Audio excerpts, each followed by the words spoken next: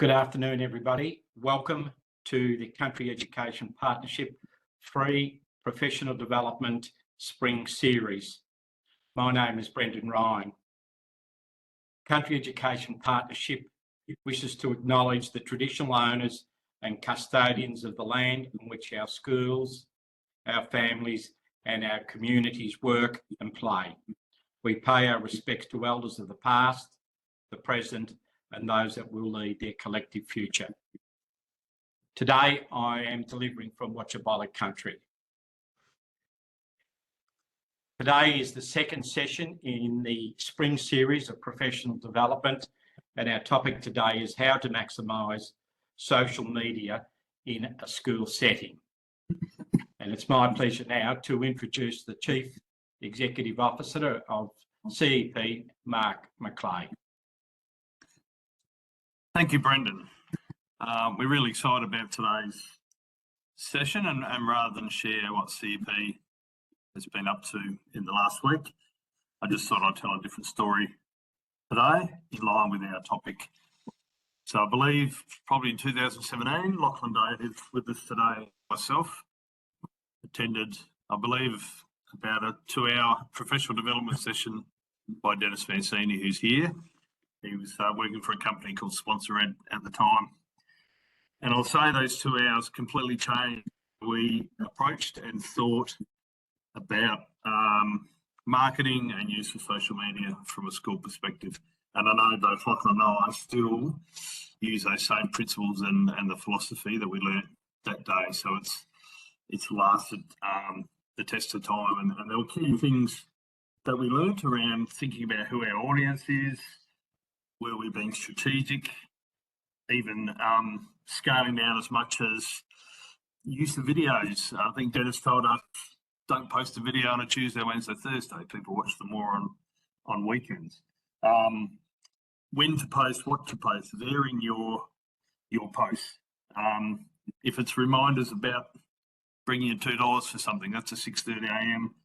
post. It's really just about, he told us, instructed us to give some thought and be very strategic about anything we did. And my favourite one, and I know Lachlan and I have said this, was if you want parents to talk about it, post it at 3 o'clock in the afternoon. If you don't want them to talk about it, post it at 4. And I still remember, and it was something we often went by. If you wanted to create that chat and that atmosphere, then you were very strategic in your posting. So just want to share some of those reflections and memories, and I guess to reinforce that I feel like the basic around what we're talking about is as timeless as anything can be in this day and age. So thank you, Brendan. A bit of a short history lesson as a lead up to today's session. Yeah, thanks, Mark. Now, some housekeeping. The session will take exactly 1 hour. So we will conclude the session by 5 p.m. The program is being recorded as usual, so there's an opportunity to review the session whenever convenient. It'll be available online, and I make the point that all previous sessions are also available online. If you have a question, please include that in the chat box, and we'll keep an eye on the chat box and we'll endeavour to respond to those questions today. And before we finish, there will be a survey included in the chat box, and we ask everybody to complete that survey. It's a brief survey before you sign off. That provides valuable insight into future recordings.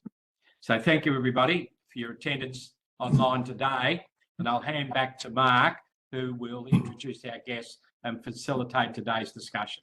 Mark. Thank you, Brendan. So first up today, as I just mentioned, is Denis Masseni, who now works with Updat-ed. He's going to set the scene for us today. Happy for you to start sharing your screen. He's going to kick off talking, but Denis, the first section of today's session is over to you. Well, thank you for the introduction and pumping up my tyres. It's always a nice way to start. So you've got me. So I'll share my screen and let's see how quickly I can do this. Okay, there we go.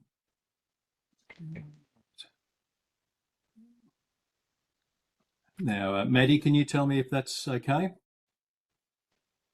Yep, so we can see your desktop. Terrific. All right, now I'll open up the presentation. So just give me a sec while I cue this. All right. So today you're going to hear from a range of speakers. So my start is really to try and set the scene. So I don't want to give the total picture because everyone will contribute to the total story today. So you'll hear how social media works in practice. There's two schools that are representing that conversation today, but I want to flip it a little bit and use a line that someone once said, I've been trying to use this, by the way, said, yes, I know it works in practice, but does it work in theory? So I want to give you the theoretical framework, and I'll try not to make it dry, that will really set the scene on why social media works and also some tips on how to maximize it. So let's get a start. So back in 2010, early days of social media in Australia was almost 4 years old. And the commercial world was already well and truly underway, and schools were sticking their toes in the water. Facebook was really the most popular thing back then.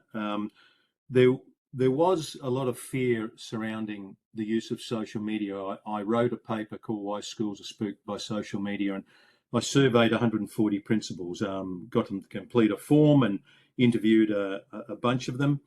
And I came up with some answers, and they weren't particularly light bulb moments, but clearly there was some concern about having content swirling around the ether and having people giving them the ability to comment was really the problem. Anyway, the bold and brave, a few schools jumped on board and they started to play in the space, and they found that parents did play nice. And so one by one, schools started to climb on board. And today, I dare say, it is commonplace for a school to have a Facebook page. And there's other social media platforms emerging. Some of the schools today will talk to some of those, certainly Instagram. I'm not aware of TikTok, but I'm sure there's some out there that are giving it a go too. There were several broad motivations for the implementation of social media at the school level. Firstly, schools wanted to be seen to be embracing modern communications, which was a noble pursuit. They thought it was a way of maybe changing the way the messaging engagement would change, and that was certainly the case. And also for those that had a marketing bent, they saw social media as being a way to dribble content through the community, through the ability or the propellant, I guess, of likes, shares, and comments, and we just sort of it would flow through and tell the school story.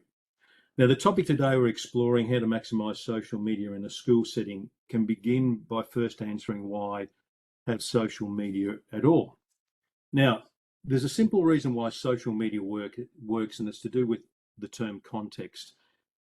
Back in the early days of digital marketing, the term content is king was coined, and then it was replaced with context is king. And I'll explain why. So way back in the 60s, Marshall McLuhan, a philosopher and a media theorist, said that the medium is the message, meaning that content and medium are intertwined. So the central message is not necessarily in the content it carries, but the way that it's presented. And I'll give two quick examples. So let's take teaching. So you can have two teachers, same curriculum, even the same students, and you can have two different outcomes. So the context in this case being the teacher has changed. It produces a different outcome. Now, let's look at Facebook and why does it work? Now, imagine if Facebook was a fortnightly newsletter. So you're able to post all this content and Facebook would roll it all up and would deliver a PDF newsletter to all your friends. Now, same content, different context, and the context here being one big tome versus short, sharp messages washing over people on a daily basis. Facebook would never have got out of the starting blocks if it was a PDF newsletter. So here's a classic example of how context can actually drive engagement. Now, virus. Why is that important? Well, the concept of communication context was first explored by a guy called Malcolm Gladwell in the book Tipping Point. Gladwell had a friend who was an epidemiologist, and I can say that now, we can all pronounce that word, sadly, through COVID. That taught us that profession, I guess, the epidemiologists. So he had a friend, epidemiologist, a virus expert. And they got to talking, and the virus expert said, for a virus to spread, it needs a number of contextual factors to come to play. Firstly, the virus needs to be sticky. It needs a fertile environment, so think humidity or wind. Then the virus needs a willing carrier, and then it needs an equally willing recipient. If at any stage of the virus's continuum, if any of those components break down, the virus ceases to be. So it piqued Gladwell's interest, and he mapped viruses over communications, and he came to the same conclusion. And he said, for communications to work, you need a sticky message, and this largely means relevance to the audience. And in a school's context, there's two pieces of content that trumps absolutely everything else. Anything to do with my child and dates. Dates are particularly important because parents don't want to be embarrassed. They don't want to miss out on the parent-teacher interview, or in my wife's school's example today, footy fun day. So it's a day where the kids dispense with the uniform and don their favourite footy jumper. So if a parent doesn't know that that event's happening, they get a bit shirty. Now, the next part of the contextual environment is day of the week and time of the day, as Mark already alluded to. School culture. So the school has a culture of bombarding parents with an array of messages and creating this content fatigue. What it means is you no longer have a willing recipient. So all those things come to play. Then there's the message carrier. Is it a PDF, an email, an app alert, a social media post? Going back to what Marshall McLuhan said, the medium is the message. So try reading a PDF on a mobile phone. You're stretching and pulling the text across the screen, not a very comfortable environment to read in. Then we have the recipient. So your community is not homogeneous. Amongst them, you'll have the forensic readers, those, they'll let you know of a typo. Think grandparents with a bit of time. You'll have skim readers and those that prefer to follow you on the socials. But most importantly, you've been gifted the greatest communication engagement vehicle ever invented, the one so intrinsic to human existence that it literally is the first thing that people grab as they jump out of bed in the morning and the last thing they put down as they fall asleep. It's the mobile phone. Everything you do today to optimize your communications engagement is about optimizing your messaging for mobile. Now, a little sidebar here. The company that I run, Updat-ed, we've got 450 websites, mainly across Victoria and WA, all school websites. We deliver 1 million web pages a month, and we collect analytics. And over 65% of all the visits to school websites now is coming from mobile phones, where that wasn't the case a few years ago, and that figure will continue to climb. Now, with over 90+% of all social media access coming from mobile phones, the context of mobile-friendly content is the reason why using social media works. It's right size for the medium, it's grafted to people's hands. Okay, so now that we've sorted that social media satisfies much of the engagement attributes necessary to connect, what now? Does all content work? And for that matter, does all content work equally as well across email, app, website, newsletter, and even classroom socials like Seesaw?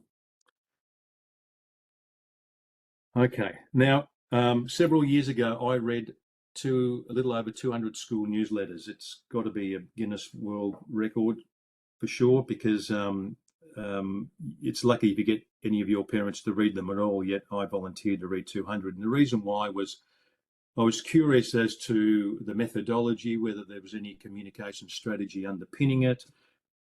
Now, a little aside, as I was reading these newsletters, trying to get a handle on what was happening, I made the obvious observation, and that was that there was a mixture of publishing cycles. Some schools were on weekly cycles, some schools were on fortnightly cycles, and there's no light bulb moment there. But when I asked all the fortnightly publishers if they ever were a weekly newsletter publisher? Nearly all of them said yes. So then I asked the obvious question, was there any community pushback when you move the goalpost from weekly to fortnightly? And they said, we heard crickets, nothing. So you've halved, I'm getting a little dramatic here, you've halved your service delivery to your community and no one complained. Well, I thought this was particularly interesting fodder for a researcher. And then I went further. I came to the conclusion that there's only two types of content that you push out: public relations and logistics. I'll go to logistics first and explain what that is. So logistics is what you want parents to do. So it's things like register for the parent-teacher interview, pack a lunch for this upcoming school excursion, this school closure day. Public relations is what you want the parents to feel. Now I'll go back again. So logistics is what you want the parents to do. Public relations is what you want the parents to feel. It's almost everything else that you push out in terms of a message that doesn't have a call to action. That's PR. Now, interestingly, over 80% of all the content I researched in the newsletter research was content of a public relations nature. Yet the content that's the most valuable to parents is logistics. Please don't embarrass them. As I mentioned before, it's footy fun day and their child turns up to school without their footy jumper on. Yet a parent has never thumped the desk and said, as a grade 5 parent, I demand to know more about what the grade 2s are up to. It's never happened. So the reason why logistics content is so valuable is that it has an imperative, because there's a call to action component to it. But PR is an optional read. Yet PR constitutes most of your publishing effort. So there's a conundrum. So I looked at the public relations content, and then I could see that schools didn't have any public relations strategy underpinning their publishing. So I went about developing a simple concept called the 6 key messages. And if I were to distill down what public relations means, it's essentially making sure that the organisation and the community are on the same page. And the way you do that in the public relations sense is you stay on message with repetition. And we know the black arts of public relations. We can see it with politicians. You ask them a question and they'll still be on message, on message, on message. Well, we won't play the insidious role of public relations. We'll use it for good, not for evil. But the principles still remain. Now, let me look. So I'll give you an example of what I saw in a school. I did a communications audit, and I found out that 30% of all the content that they were producing, both in the newsletter and on their socials, was had an art component to it. And I delved a bit deeper. And what I found was that the art teacher was a prolific publisher. They had quite visual content through the artwork of the children. They made life very easy for the front office by giving them content to fill their newsletter with and their social posts. So all of a sudden, this school became seen as an art school. It certainly wasn't their strategic intent. So the idea is to write being informed by a strategy. Now, whilst it takes a little bit of practice, it is not a volume game. In actual fact, you'll do your community a service if you write less. It'll give more airspace around your important messages. Now, let me go a little bit deeper. So on the back of the research, I created this six key message program. Now, of those 6 messages, nominally, 2 of them I believe are non-negotiables. Every school should share these first 2 messages. The rest you can craft for your local environment. The first key message is positioning the leader and leadership as the educational leaders. I'll explain what that means in a moment. And the second one is positioning the teachers as learning leaders. So what that means is, if you position the leadership as education leaders, is it means that a lot of their writing and messaging is about making sense of the broader educational landscape. They may have seen an article in the Age newspaper and they'll give a 2-sentence review with a link to the article. So what they're doing is they're consolidating their position as an educational expert, and you are. People just need to know that rather than writing about administrative issues and potholes in the playground and whatever, in the car park or whatever, you need to get to a loftier position. And the second one I'll expand on a little bit. Positioning the teachers as learning leaders. Now, my wife's school, a school of 250 students plus, my wife and I did a back of the envelope calculation, and the combined PDing the teachers have at that school is over 10,000 hours. The whole cohort of teaching staff there have worked across 6 countries. There are 3 teachers with master's degrees, with a 4th one along the way. Now, up until my involvement with their school, the community didn't know that. So we set about promoting the teachers. And all we did was, it was a simple exercise. We took a picture, we created a short little bio that started to promote the teachers' qualifications and created quite a buzz. The community started to understand the teachers' professional capabilities. There was a high school I worked with, which is a really interesting exercise, out in the southeast of Melbourne. And one of their science teachers used to work for NASA. Now, no one knew. So this type of messaging really positions the school in the way the school wishes to be seen by the community. The other 4 messages can be whatever you want them to be, things that are important to you. So this is a school I work with. This is a real stack of 4 key messages. I won't expand on them because we're probably running out of time here. But so the point being here is that rather than writing randomly, you're writing to reinforce these messages. So over the course of a term or a year, the community really gets a great understanding of what the school is all about. Now, why is that important? Because what you're doing is you're building a partnership. If the community has confidence in the school's ability to look after their child, that the teaching staff is a true learning machine, and then the partnerships just become stronger. Now, back to social media. This is why social media works so well. Do you want parents to read absolutely everything that you push out? You don't. It won't happen. But the beauty of social media is you get a vibe. It's like the kind of vibe you get from your friend when they photograph the jacket they've just bought, or what they've had for breakfast or dinner that night. It's just short form messaging, a short sentence, an image that provides a little bit of eye candy, and you get the vibe. Now, that's why social media works so well in a school context. Now, if you're interested in a long form explanation of some of these concepts, I wrote a paper here called What Principals Need to Know About the Principles of School Marketing. It's available on my website up here, updated.com.au. And at this point, I'm going to jump out of this and see if I can unshare my screen and get back to you all, and hand over to Mark. Thank you. Thank you, Dennis. Fantastic.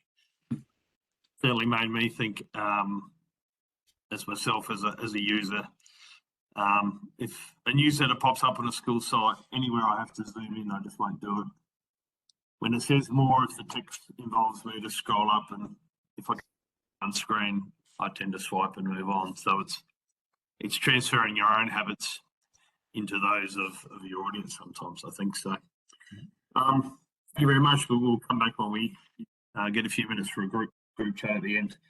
Our next speaker is Dr. Rachel Wilson from RMIT. Rachel is a lecturer in media and communication, specialising in film, television and research. Now, if anything I say is dated, Rachel, just nod, play along. She advises works at the VCAA, advises on the VC media curriculum, also director of local radio through RRR, and for a period of time was the selector for the short documentary section of the Melbourne Film Festival. So in a very quick Google search, that gives some of your background, but we're really interested on your thoughts and input around today's topic, Rachel. So thanks, Mark. I appreciate it very much. I mean, I just want to acknowledge, Dennis's great work already in this space, and just that idea of prioritising the information that you want to go out, and the idea of having and setting a strategy early in the year. And I can't emphasise enough how important it would be just to spend that few hours with the leadership group, with a calendar, and just basically think about the kind of 6 types of content, or 3 or 4 or 5, whichever works for your school, because I know that most of the schools tuning into this broadcast probably don't have a lot of administrative or a lot of extra resources. But even if you were to give someone 1 post a month or something, that will be very helpful, that sit within these kind of categories that you determine. One of the things I think is probably worth noting, and all of us would realise that in terms of the way the algorithms are working now across the media platforms, it's a bit hard to ensure that the key messages are landing in people's inbox, at the top of their feed. So it's also worth thinking about, particularly with the logistical ones, if it's really critical, important messaging, that you ask at the end of the message for the viewers to kind of share it. So if there's say for an emergency or something, and you really need for the community to find out about that quickly, to do that. But to just be careful about how you do that, because as Denis pointed out, if everything's an emergency, then nothing becomes an emergency. So it really is about that balance, I think, that Denis so eloquently described. So some of the key messaging around, okay, you've got 6 months or 7 months of messaging that you need to do across the whole year. What week are we going to put in something about the a particular teacher? So 1 a month, for example. The sports event. So you use your calendar around that stuff. So the other things I guess I would suggest, and it comes back to Communication 101. So this is nothing new. Most people know to do it intuitively, but to write it down when you're putting together these messages. Because the other thing is, when you've got a calendar, you can line things up and have things ready to go, even if you're busy. So you could spend a couple of days in that first few weeks, or one of those PD days, where you get everyone's picture, you get them to do a quick bio, and then you line them up across the months. And if it's looking a bit quiet, you know that you can drop that in and you don't have to rush around trying to find it all at once. But I guess the main thing is, as I said, build the strategy, have a systemic approach to this, because it will save time in the long run. One of the other interesting things, and actually this is mostly from Jodi, because we did have a pre-meeting and Jodi was talking about how video is really, really popular. So that's another thing. So think about how you're going to, particularly at sports events where there's a lot of movement, having the video makes sense. Think about the time to post. So you've already, Mark, you've already kind of explained that being very important, and particularly around the logistics, and just to kind of do that stuff on the way. So there's some stuff about which platforms and so forth, and that one's a tricky one, because the platforms tend to be generational these days. So I'm knowing that, for example, younger parents are probably not using Facebook as much as perhaps older parents might have been. But it is probably important to kind of communicate with your community which one you're going to be using, and try not to necessarily spread yourself too thin across all of them. If parents know that Facebook is the main social media platform for the school, then they will subscribe to that, and they can put notifications on during school term for that kind of stuff. Trying to be everything to everybody will drive you crazy. And again, spread the message too thin, and it becomes, as Denis indicated, noise. So it is about being strategic. It's about being and having a strategy in place which you can implement over time. So that's just really my key messaging. I mean, as Denis says, we're all users of social media, well, pretty much. So it's a rare thing that people aren't these days. So think about your own habits, think about how you engage with material, and just think about the tone of those different 6 types that Denis has pointed out. So with the stuff about building up the knowledge of the school, and you can have fun with that. But when it's logistic, then the tone is serious and it's quite to the point. The messages are really quick, and the information, the critical information, is at the top. So in the newspaper business, we would have said that's above the line or above the fold. So it's like the headline thing, footy t-shirt day tomorrow, like it doesn't have to be, much, you don't spend too much more time on it than that, that kind of stuff. So I guess that's my 2 cents worth. I wouldn't say I have any more expertise than anyone else. I must admit I've been learning myself from participating in this conversation. I think don't underestimate the knowledge that you already have. Thank you, Rachel, so much. And we certainly, for the small schools who are listening, would encourage you as a cluster to actually put this on your agenda. And especially if you are in a small school, there's only a couple, you can use that collective knowledge of the group. The next 2 speakers are 2 school principals, and they are not going to say that their work in this area is exemplar, but what both of them do is give some real thought and strategy around what they post and when they post and why. And that's why they're both here today.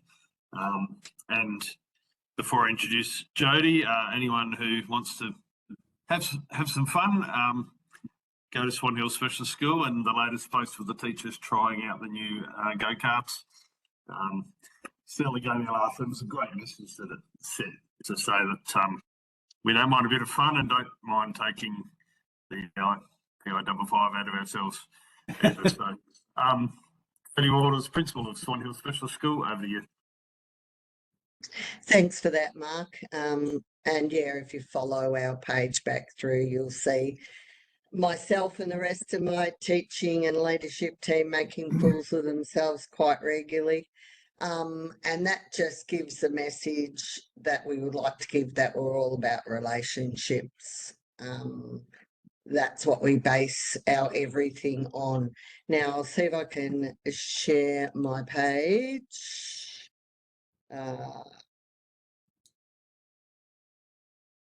I'm hoping that you've got that now, have you, Mark? Yep. Yep. The first thing I want to say is probably pretty much what everybody else has already said, but I think it's around know the purpose. What are you trying to do, and what's the message you're trying to get out? When I first took over here, my message, strong message to the world, was that we were an educational setting. So every post that you saw was about education, whereas now it's gradually evolved and moved on. So we talk about educating our community, educating that we're academic. Those fun things are about connection. We also use it to say thank you, which is a great place to do it because it's quite a public platform, but it's also not making a fuss. So a quick thank you to people is really helpful. We use school reminders. We do some emergency information.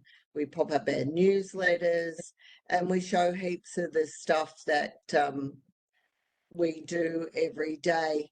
You'll see on this one, we asked for a classroom teacher, so we thought that was a great place to put it up so the community got to it. And you can see we got 16 shares out of that. We show when we do well in the public arena, in the professional arena. So we had a winner of the PASS Awards. We had our kids at La Trobe Uni in Bendigo. We try to make it bright and with pictures, and as Mark said, we try to use video. Many of our parents don't read, so our messages have to be somewhat clear from the pictures. So as I said, there was a way to say thank you to our RDA, to the footy club that came and helped us clear up after the floods, and there was just some photos of teachers at school riding kids around in bicycles. We showcase our kids and what they're doing out in the community.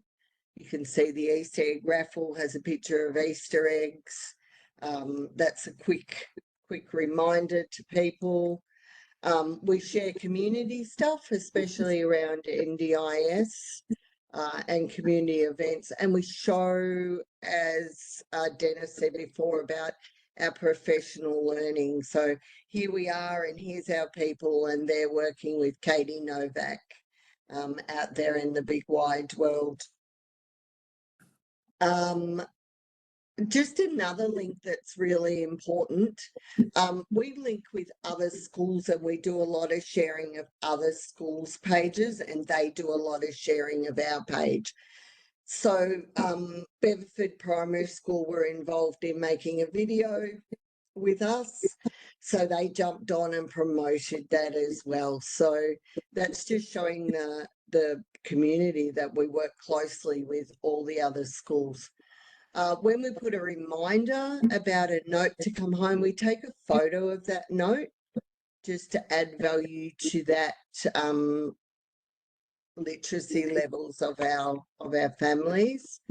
And finally, you'll see when we do a big red page with large writing, that's telling you that something's going on. And we've had our Kerrang bus broke down and was delayed. So you can see 11 people got on and shared that, and they named other families. And then the post underneath gives some more information. But if it's something you need to attend to straight away, it's in that big block of colour with just some writing. But probably most of all, it's jump on our page and have a look. As Mark said, we were fooling around. We were having a hell of a lot of fun on these brand new bikes, and then we had a Father's Day at school, and every single parent that came in said to us, "Have you given those kids a go yet?" You know, and then we said, "Yeah, well, they're out on the oval now, go and watch them." So, you know, that was then a way to link in. And obviously I've copped a lot of feedback. I wasn't a great breaker. I hit the wall and I came around out of the scrub, but that's what parents love to see.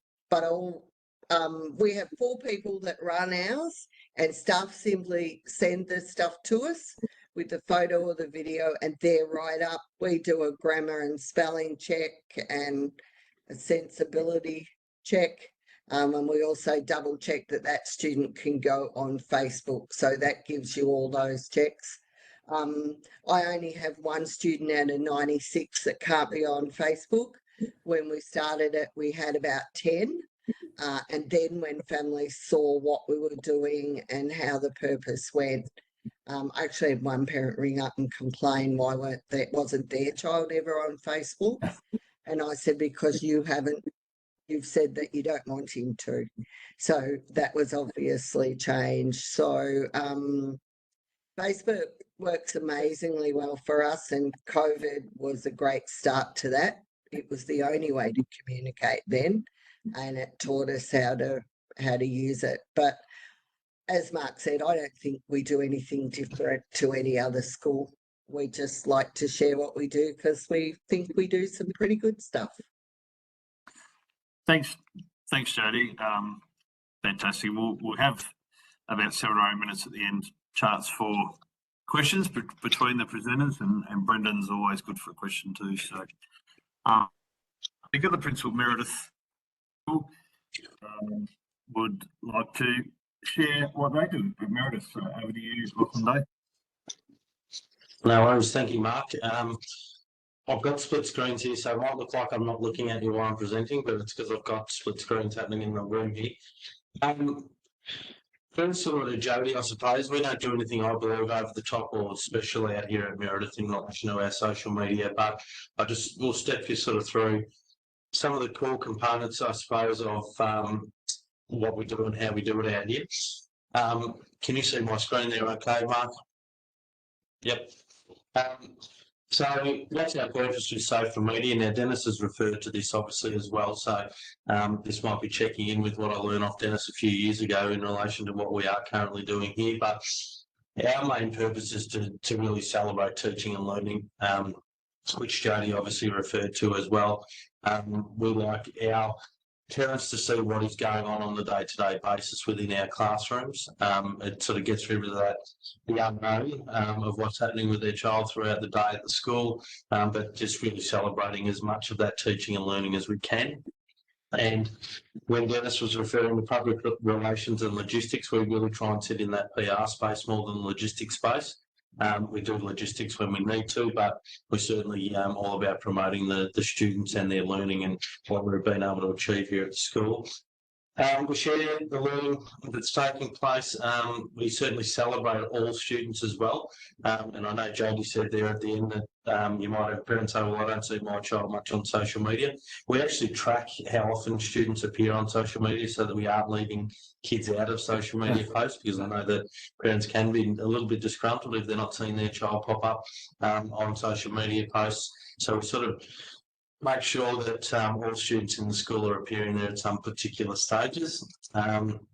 We always like to share our initiatives that we've got happening across the school, sharing student voice, sharing those community partnerships, as Jodi mentioned as well, and making sure we're giving thanks and gratitude to people within the community and those stakeholders that have a real purpose within our school, and obviously making sure our posts include a lot of inclusion stuff that's going on in the school too. So the 3 posts you can see on the screen there is this is our junior school council here raising money to take into the Ballarat soup bus and shower bus. This came about, one of our staff members actually works at the shower bus as a volunteer, and the students were really keen to find out more about what her role there was. So they raised a whole lot of things, but sharing what the student voice is in the school.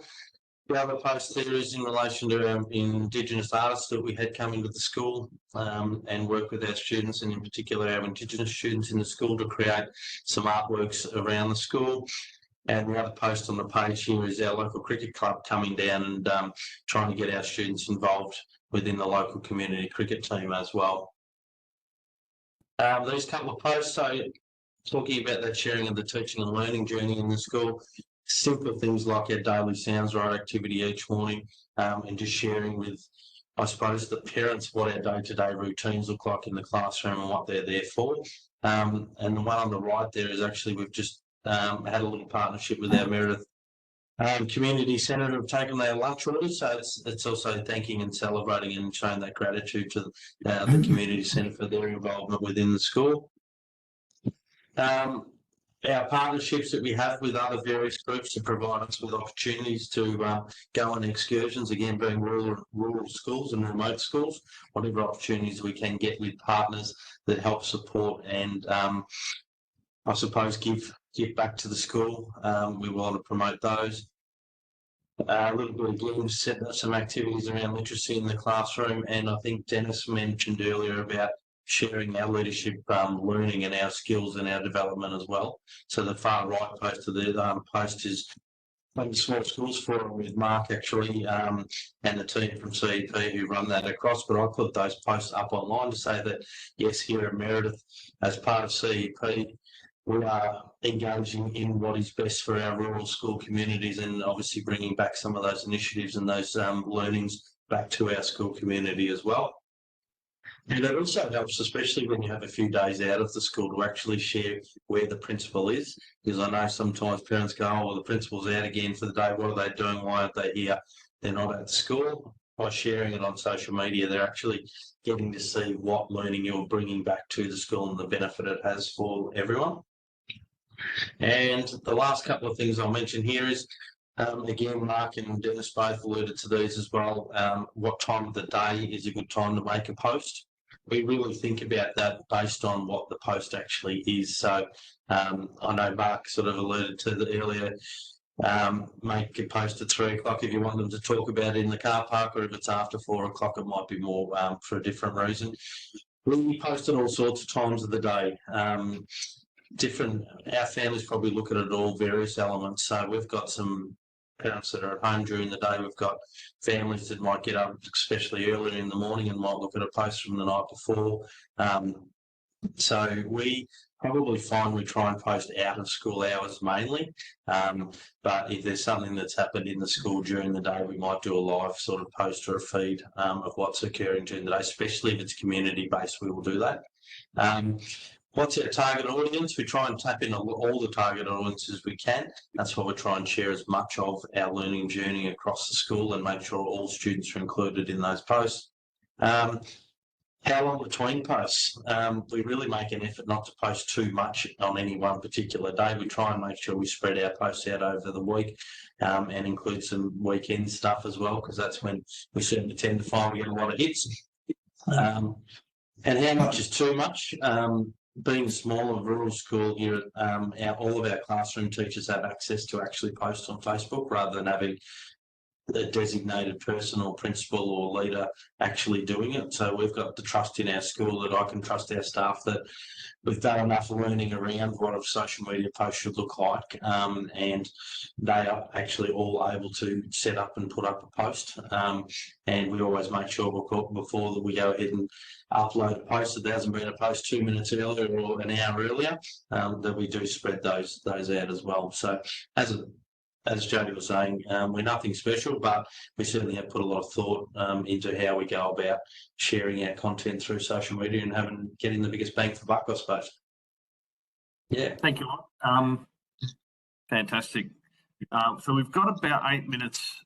We'll have some questions, and Denis will finish off with a bit of a plug for his company. So can I steal the limelight and jump in first? I might just ask Denis, so what's the role of school websites now? Where are they? So it's just part of the mix. It's still your digital front door. It's still, it shares a role with parent portals. Look, it's been changing for 10 years, because once people had the notion of pushing content out, then the website was more a go-to place, and then the world flipped to pushing out. But if you've got a good website, you can do both. You can push out from your website, so you get this sort of circular activity. It still exists. It's just not the font of all knowledge that we saw certainly when I started the business 16 years ago. It's a completely different landscape, and it'll continue to evolve. It'll always be here, but I think its role has been set now as part of the mix, I would say. Thank you. Sorry, I should finish by saying certainly very important for prospective parents. That's their go-to. So there's a difference between installed community and prospective parents. So yeah, two different audiences broadly. Thank you. Thank you. Other questions from within the group to each other, or? Oh, Mark? Go, Brendan. I think probably to Denis and Rachel. Lachlan just raised the question, how much is too much? I reflect on my days as principal, and the newsletter often was 10, 12, sometimes 15 pages in length. And I note now that schools basically send their newsletter out via social media rather than hard copy. So do you have any comments there as to how much is too much? And my second part of my question is, should you include community notices and messages in the school newsletter, in the social media? Well, I think your community will tell you when it's too much, actually. So it is about monitoring those posts. So you can get a sense of what's shared and how often they're shared. And, Jodi showed some good examples of that. So if you're finding that you're posting too much, you'll probably get that feedback, I would imagine. That's the thing about social media. People's defences are down in that respect. And often they'll say, either you'll get a whisper through a parent or something, or they just won't be sharing the content. And I think in terms of that second question, should you share community notices? I think it comes back to the points that the principals were making. What's the purpose of the school? So it's very important, for example, in Jodi's context, to share that information. And I think it just depends on what that information is. But the idea is the purpose. I can't emphasize that enough personally as well. what is the purpose of the post? And long as it fits within a framework which you've developed, then you can figure that out. But yeah, you'll get a sense of what's too much. And it's not just too much for the audience, it's probably can be too much for the staff to keep up with it. So it is a matter, I think, you'll get a sense of it, I think. Dennis, you might have all answers to that. Yeah, just when I did that 200 school newsletter research, the average number of articles in a school newsletter was 23. Now, we've developed a product called e-news, which is fundamentally a digital newsletter, and we've been doing that for a couple of years. Interestingly now, the average number of articles in an e-newsletter is 8. Now, I didn't tell the schools this is one of these unintended consequences. So it's actually part of the volume is due to the medium. Like you wouldn't pump out 15, the equivalent of 15 pages of content in a social media post. So you sort of, there's a tone of voice and there's something that just sort of fits just sort of right, I guess. But to Rachel's point, just ask. They need to second guess, tap a couple of parents on the shoulder and, are you seeing us? Is it valuable? Do we need more or less? Or what content would you like to see? So you don't have to second guess this stuff, and they appreciate being asked too. So yeah, I do want to just re-emphasize the point that I made earlier around with the algorithms at the moment with a lot of these social media platforms. They're very hard. They're like black boxes. You can't tell which is what's going to land in people's on their page. But I do know that the more you post, the more less likely that is. So there's new constraints, particularly on some of them, around if you post too often, that you'll get kind of censored to some extent by the algorithm. So I think it is important. I really wanted to kind of congratulate Jodi in particular around the use of the red and the white in terms of that information, like the demarcation between what is logistical and important information and what, and then, the general vibe and feeling that Denis described was really great. Very, very clear. Yeah, and very I clever. think it does speak to, as you say, the varying literacy levels of your community and parents group. And I think that's important to remember too, around the scrolling, the habits. So, it might be good and people might look at the photos, but when it's important information, it has to be short and sweet and very clear. So, just a very quick point. When we used to print newsletters and send them to parents, we had no idea what the readership was like. In actual fact, most people thought it was poor because you're getting asked at the front desk the questions that you answered in the newsletter.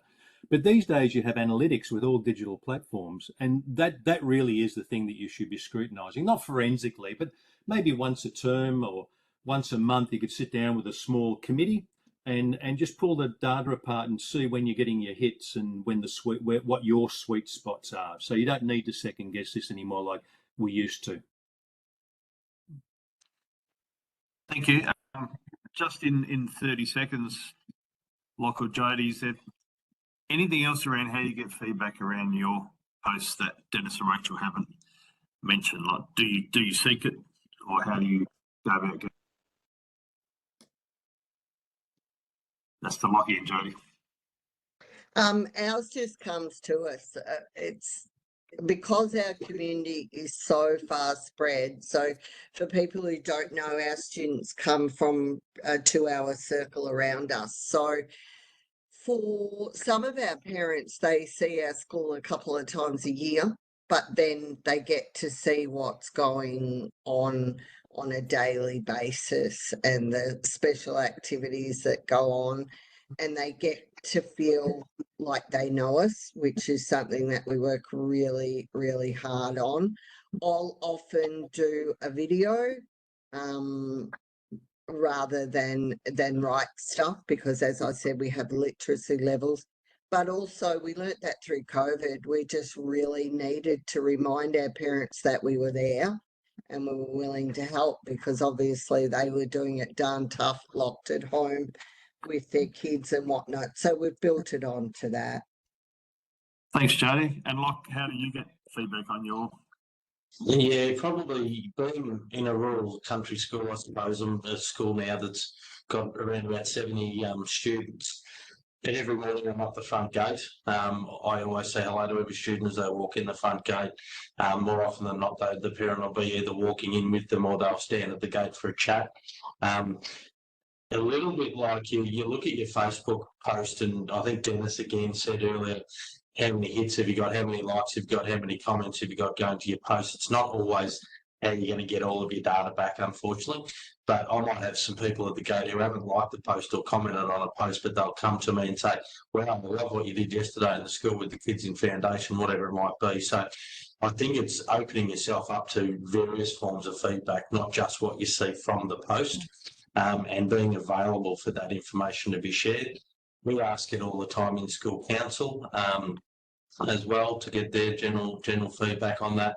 But it's really, and the teachers as well, relying on your staff to even ask the questions informally, or have you heard anyone talk and give any feedback about what we put up last week or whatever it might be. And obviously your admin staff in the office are another way to collate the data, especially if you're talking about logistical stuff. How much of an impact did the post 30 minutes ago have? Well, she's had 3 phone calls to make sure you come and pay for your OSH account or whatever it might be. But so there's lots of different ways you can gather the feedback. Thanks, Rachel. Yeah, I was just going to ask a slightly tricky question, particularly of the principals, Jodi and Lachlan. How do you handle the odd character who isn't behaving well or playing nice in the comments? Do you have some strategies around that for folks? Look, to be honest, Rachel, it's been 10 years and 2 people or 2 comments. Early on, one came early on, and that comment was immediately hidden and blocked, and that parent was immediately contacted, and that was just a conversation around, we don't do that at our school. We have high expectation relationships, and you're not meeting that. And that parent then rang me, I think it was 18 months later, to ask if I would consider unblocking him so he could jump back on. We haven't had that problem, and I do believe I had one other, but another parent contacted them and told them to get that right off the school webpage. So parents know how to play by the rules. Thank you. Sorry, Lockie, we might have to cut you off. We've got to give Denis a couple of minutes, and we've got a 5 o'clock time. So, Denis, quick plug for Updat-ed. All right. I'll just I'll be very brief. I know we're running out of time. All right, where are we? Hopefully, I'm sure there's some benefit in this. You'll be able to see the research and how it applies to our product. We've been building websites for schools for 16 years. We have 450 Victorian schools that we've built websites for. We have a bunch of features, customizable elements. We have a free phone app, e-newsletter. You contact us this week, you could be live next week, trained and ongoing support. And we have an offer to the CEP network. Go live this year, pay us next year. No setup and training fee, just use the promo code COP. Ask for a proposal, you can go to this site. But just quickly, what I wanted to show was, I'm just going to share my mobile phone, and you'll be able to see, as I said, I guess applied research in action. So we have an app, bottom left-hand corner. It's free with a website subscription. It has alerts and events. So if the parents click on an event, they're able to save these events directly on board their mobile phone. But the interesting thing is here, so we take e-news, click on that. So we've got an e-news creator that produces a mobile friendly, you can see it here, mobile friendly e-newsletter, as opposed to a PDF newsletter. And this is what a PDF newsletter looks like on a mobile phone, virtually unreadable. I'm just going to get out of that. Mark, thank you. You've been very generous with allowing me to flog my product. If anyone's interested, give us a call. I'm desperate to get into the country. We just picked up 2 schools in Mildura. They've joined us, and it got me a wonderful 6-hour drive up into the country, and I loved it. So PDs and any of those things, I don't charge to run those seminars or whatever. If you're interested, I'm more than happy to get out of Melbourne anytime. So thank you again for inviting me today. I hope you got something out of it. Thanks so much. Dennis, back to Brendan. Thank very much, Mark. Thank you to Denis, Rachel, Jodi and Lachlan. Terrific session. The survey poll is available in the chat box. So please go into the chat box and complete that survey before you sign off. Next week's session has a focus on wellbeing tools in schools. We have a school presentation, a presentation from Wellbeing in Schools Australia, and we also have a presentation concerning the Energy Breakthrough Program. So a really important session next week. Please register. That concludes today's session. Thank you to everybody for your participation today. Bye for now. Thank you.